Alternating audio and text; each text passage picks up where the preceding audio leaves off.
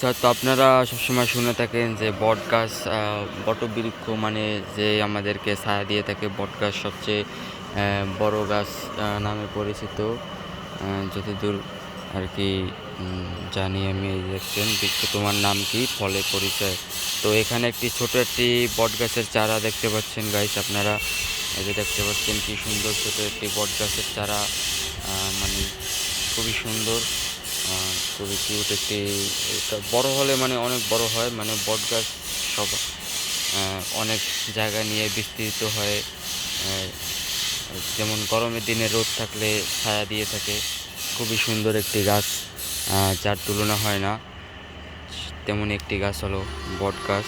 তো গাছ আপনারা দেখতে পাচ্ছেন কি সুন্দর ছোটো ছোটো পাতা। মানে এগুলো হয় কি আর কি, মানে যখন পাখিতে যখন বট গাছের ফল খায় আর কি, ওরা ঠোঁটে করে নিয়ে আসে, মানে এখানে ওখানে পড়ে যায়। তো ওই বীজ থেকেই বট গাছের চারা হয় আর কি। এই যে দেখতে পাচ্ছেন খুবই সুন্দর।